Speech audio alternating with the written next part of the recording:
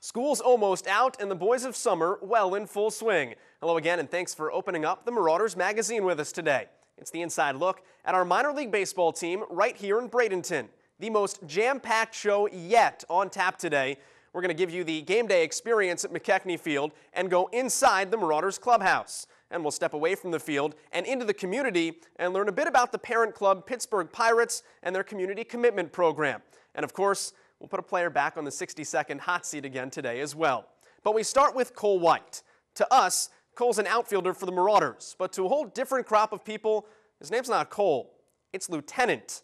See, White's a 2008 West Point graduate, and along with that comes a service requirement to the United States Army. So now, after a year and a half away from the baseball field, White is back with the Marauders and trying to prove he still belongs.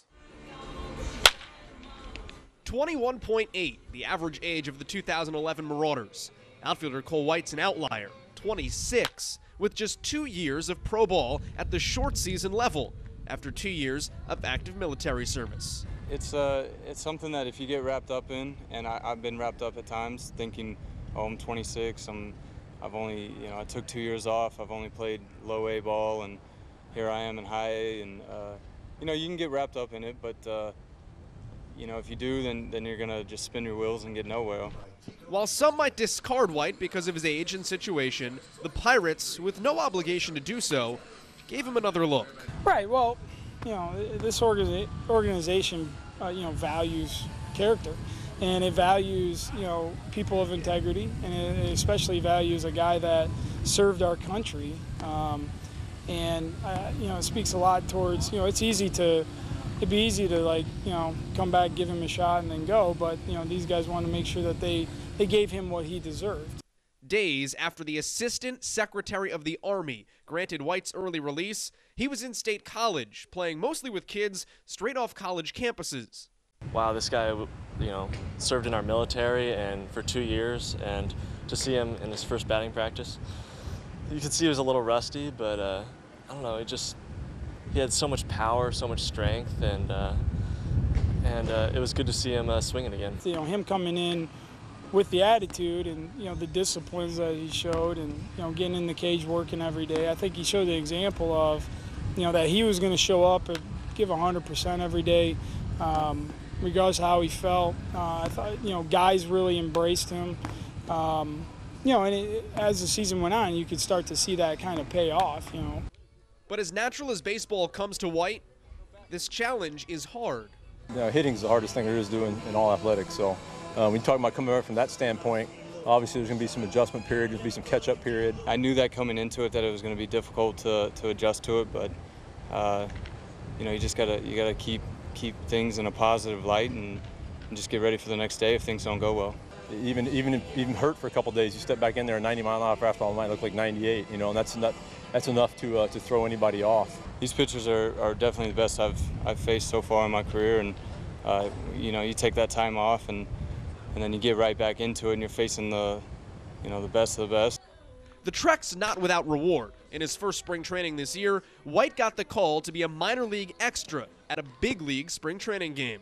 I come up with the bases loaded, and my heart's beating out of my chest. I never thought that I'd be in this situation, and I really didn't even see the pitch that I hit. I just, came across the plate and I hit it somehow, and kind of joke around and tell my dad that I blacked out, and then next thing I know, I'm on first base. To me, it was one of the highlights of my life. Graduating from West Point, being in the Army, and then being in a professional spring training game against guys that I've looked up to my whole life. And that fuel has kept the real major league dream, not just the spring training one, alive. He's doing the things to get himself prepared and get himself ready and keep things as simple as possible. But with the work ethics he does, it'll show up here soon, hopefully. Yeah, it's there. It's a long road. A lot of good things have to happen, but you know, I'm convinced that if you continue to work hard and just put all your effort into it and go at it with a positive attitude. I mean, as cliche as that sounds, it works for most people, and you know, this is a second chance and a second opportunity for me to do it, and I really don't take anything for granted now. And I mean, I'm happy being here, and of course I want to move up, and I'm just going to continue to work at it.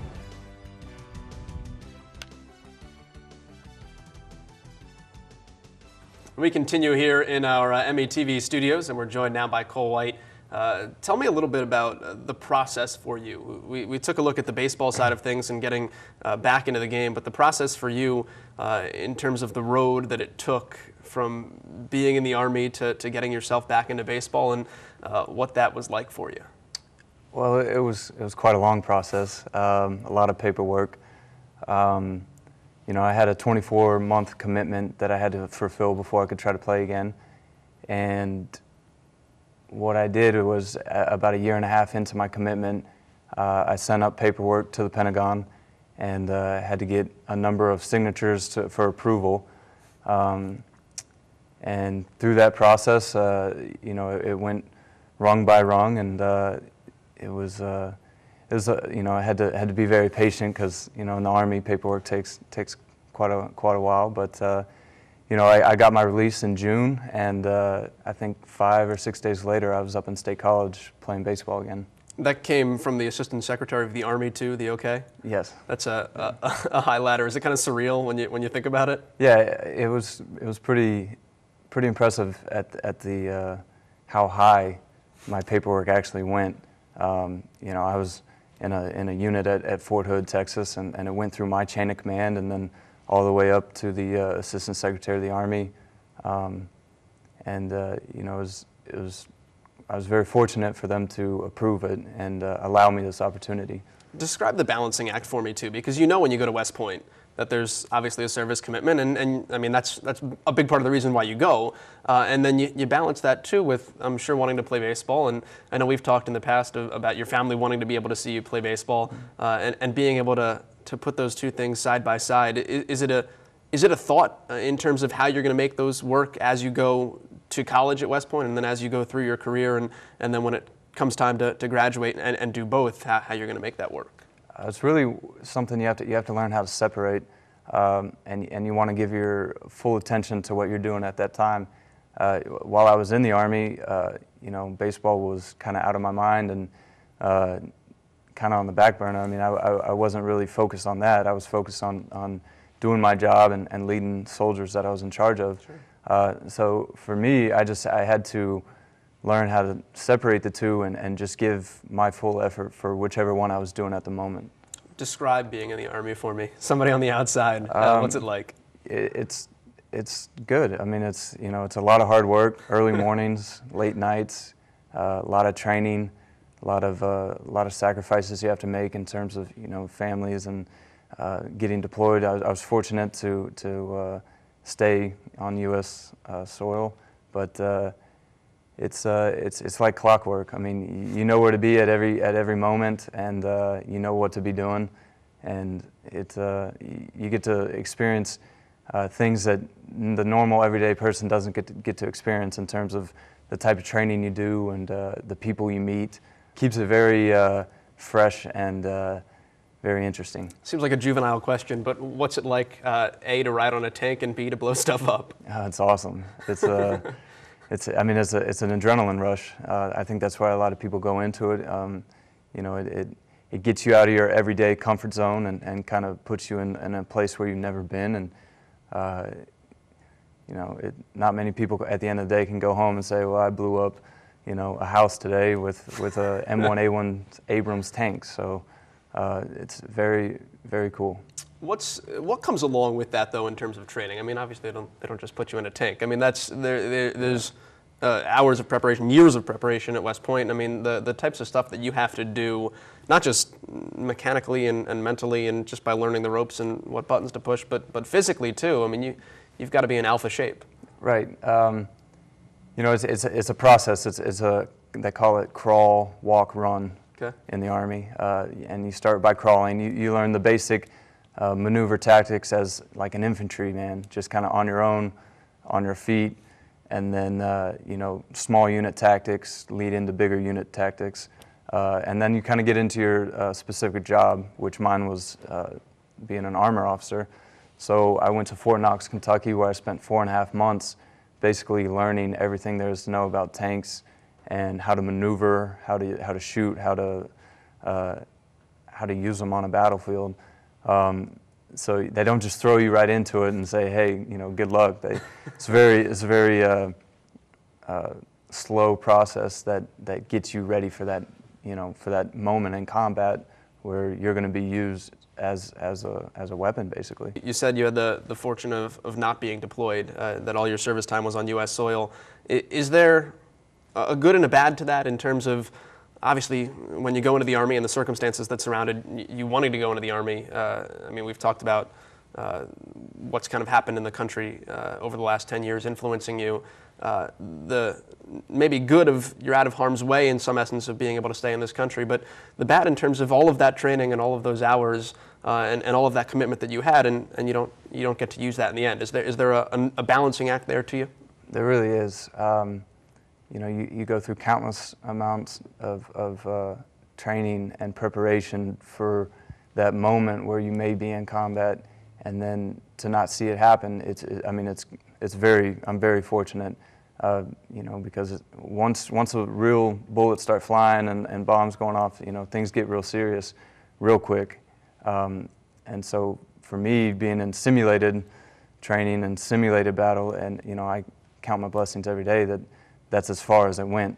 But you know, you get prepared to do your job in combat, and you know, it's one of those things where you don't hope for it to happen, but you're ready if it does. Now, your unit, too, was actually deployed right after you got your release, too, or I guess soon after you got your release. So they're in Iraq now, correct? Yes. Describe that feeling for me, knowing people that you trained with, people you were in command of, that you know are now in that line of fire. You know, it's one of those things where when I was applying for the process, you know, to get my early release to come play baseball, if I didn't feel that the people who I worked with wanted me to be doing this, I wouldn't be doing it. And, you know, you can almost beat yourself up and say, you know, I feel a little guilty for me being here right now, and the people I train with are in Iraq and Afghanistan, away from their families, you know, doing combat missions. But at the end of the day, every single one of them that I worked with, all my friends that I went to school with, I mean, they're proud for the fact that I'm doing this right now and representing the Army through this light. And, you know, that's what makes it all worth it. If I didn't feel like I had their support, I would still be doing what, I'd still be with my unit in Iraq and doing my job in the Army. Is it hard on you too sometimes with people you know, your unit or any unit, classmates at West Point, and I'm sure having lost people over the last couple of years to war. Is that a difficult thing if you're over there or not? But to lose friends, I mean, most people don't have that feeling. Yeah, and you know, we've lost several classmates. Lost several friends that I've done training with. Several friends have got significantly hurt over there, and it's one of those things. You know, you just pray that everyone that you know that goes over there doesn't have to experience that. But at the same time, I mean, you go over there, in the back of your head, you know that that's a possibility, and it's, you know, each person deals with it in their own way, and you know, it's just a harsh reality of the effects of war. And you know, I hope that everyone I know just who's over there right now comes back safe and has a good deployment. But you know, that's when things get real, and it's not fake anymore. It's the real deal. Cole, appreciate it. Best of luck with the Marauders here, and as you continue on in your baseball career. I know it's an interesting battle for you with the time off, but continued success, all right? Thank you. And we continue next right here on the Marauders Magazine. Come out to McKechnie Field and catch the Marauders in action. Grab a phone and call 941-747-3031 or visit online at BradentonMarauders.com. Single game tickets are just $7 and group rates start at 10 people. Make sure to also check out group, picnic, and suite packages. Have your birthday party at a Marauders game. Bring your Little League team and be our baseball buddies. You can even run onto the field before first pitch with the Marauders. Or join the Kids Club, a ticket to every Tuesday game and other great benefits for just $15. For more information, call now or visit BradentonMarauders.com. Back here on the Marauders Magazine, we are here at McKechnie Field for our first behind-the-scenes segment, and what better place to start behind the scenes than the Bradenton Marauders Clubhouse, also the Pittsburgh Pirates Spring Training Clubhouse. This should be pretty cool. Come on, let's go. All right, we're now here with the head clubhouse manager for the Marauders. It's Scott Barnes. Tell us what goes on in the clubhouse on a daily basis. That's a number of different things. Basically, you're just resetting up from the night before if there was a game previous, washing clothes, restocking, mainly getting food ready. It's the second most popular thing next to playing baseball here. It's just basically it's just a repeated thing. You're just getting everything ready for the next night's games. It's a number of just mainly jerseys and food. That's about it. Can we take a look around? Yeah, sure. All right, let's go. Start here in the training room. This is basically where everybody guys come get treatment. Variety of medicines, tapes, anything to get ready, for the game. It's a lot larger than most training rooms to the league. It's the joys of having, a spring training complex. Cato does a good job in here for the guys. He's the head trainer here, and we look around a little bit. A variety of different tables for anywhere from using them for stretching to basically just getting ready to play, the night's game. It's all. This is where we work. Yep, this is the weight room here. Once again, it's fairly good size. Joys of spring training, but as you can see, just a number of different equipment. So they do anywhere from getting loose before the game. A lot of them have to come in here after the game. They got different training programs they have to stick to. How big is this compared to other weight rooms? How luxurious? It's pretty good. I've been in some where you only get maybe one bike, just a small machine type thing. So it's nice having to where you can get multiple guys in here. Obviously you got a lot more equipment, so you can get through the routine a lot faster. Time to check out a little laundry, a little shower facility.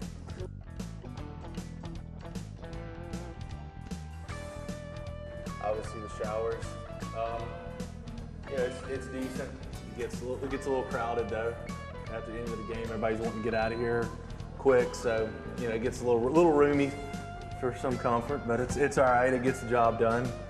And next to it here is a laundry facility where I spend a good portion of the night after the game getting everything kind of ready to go for the next day. It is nice having the multiple washers, dryers there instead of I've been in a place before in my years of doing this, and I had basically 2 washing machines and only 1 dryer, so it makes the night a lot longer. You mentioned food. Check out the cafeteria. Cafeteria, yeah, we can do that. Basically all these, is where it's kept, has to be locked up because if not, the animals will get in it and it'll be gone in a day. We'll come through here to the kitchen. Cafeteria here, obvious table. This is a real luxury we have here because this is a full, not only just serving line, but it is a full functional kitchen, stoves, ovens, and all that, which makes it nice. It's in-house. We got Chef Tim that cooks for us after the games. He does a great job. He's also the spring training chef. He will cook for the visiting teams when they come in too, so that's another luxury. This is all your functional stovetop. It's a steam table here. Inside, kind of behind the scenes. Like I said, another good conventional oven. You can get a lot of stuff in and out.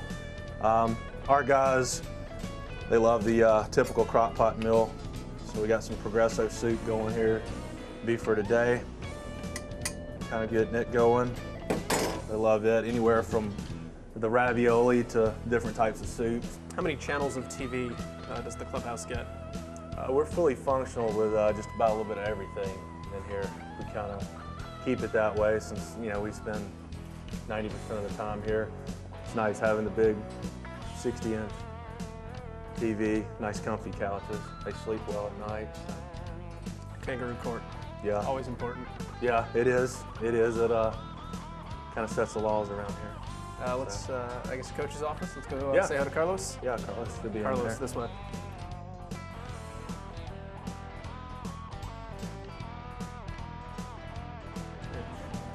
Here's manager's office. As you can see, Carlos Garcia, our manager, talking to one of our players here. This is kind of his home away from home here throughout the night.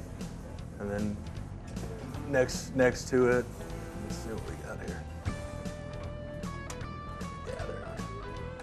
This is where pitching coach is on one side, hitting coach is on the other. It's kind of, you know, it's sort of a meeting room too, minus, you know, it's where their desks are. But, you know, if they go over, you know, different things, got all the white, you know, marker boards and all here.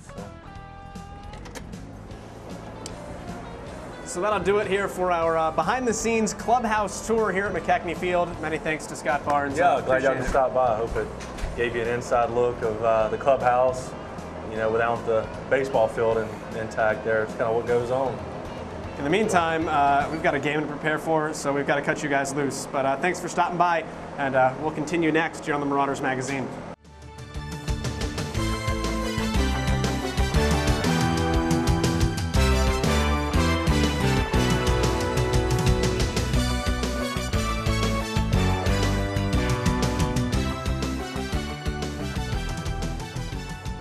Continue here on the Marauders Magazine, and as always, this show, it is our chance to put a player on the 60-second hot seat. Quentin Miller, you ready? Let's do it. Let's go. First question for you. Favorite movie?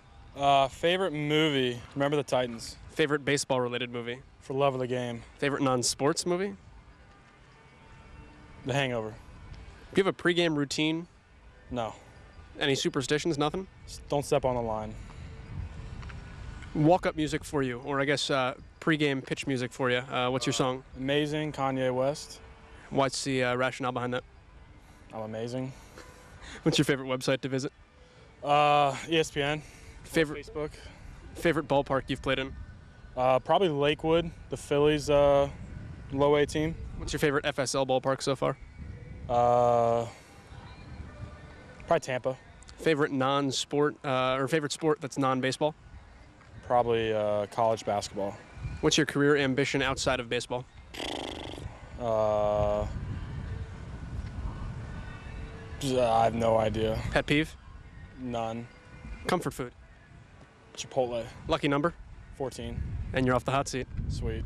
That's Quentin Miller here on the hot seat. I think we went more than 60 seconds, but kudos, you're young and well. Thank you. We continue next here on the Marauders Magazine. You can catch the Marauders all season long, all 140 Marauders games on the radio in 2011. Just tune to 1280 AM WTMY, your home for the Marauders. Join Joel Gadet before first pitch for the On Deck Show, inside interviews, analysis, and more. Then don't miss a pitch. Stick around to hear the Marauders hit the field. That's all season long. 1280 AM WTMY, the talk station, and your home for Marauders baseball. We're here today at the Florida Sheriff's Youth Ranch. There are 4 of these centers across the state, and it's basically a place where at-risk youth can come and get themselves set on a good life path. Today, 3 Marauders came to talk to the kids that are here, play a little bit of kickball, a little bit of basketball and baseball as well. Just have a good time. It's part of the greater Pirates Community Commitment Program, which has players at each rung of the minor leagues and at the major league level donating their time to the communities in which they play. Over the years, it's accounted for countless, thousands of hours of community service and touched an immeasurable amount of lives.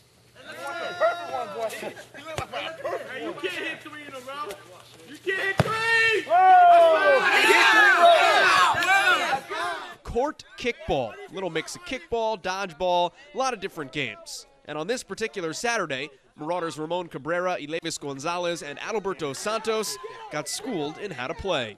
I fouled out one time. I I learned a new trick of kicking to myself and run and throw it. I think they've kind of made the rules as they've gone, but it's turned out to be a pretty fun game and gets everybody involved. And you don't have to be the best athlete to do well. As long as sometimes you got to use your brains and make the right play and throw the ball the right direction. I heard you hit 3 home runs today. Yeah, I got 3, but I take it 1 for the game tonight. The Florida Sheriff's Youth Ranch program has been operating for 55 years, helping to prevent kids from finding trouble. And visits like this, if only to play court kickball, go a long way. Not many like guys that play professional sports come out and reach out to younger guys like us. And for them to do that, that's a really special thing, I think. And for them to actually take the time out of their day to come and spend time with us, that's just amazing. And I appreciate that. A lot of our guys aspire to be baseball players, football players, and to have athletes come out that have made it to the next level and to let them know, hey, just stick with it, it could happen. Because a lot of our guys struggle with that. I'm glad they came. It was fun. Scoring, we outscored the team actually. And some kids were able to connect on a personal level, like Dylan and catcher Cabrera. It really hit me. Not hard, but he felt like a friend, almost like a brother, just spending like 45 minutes together. But the funny part is, as much as this means to the kids, the players actually grow from the experience too.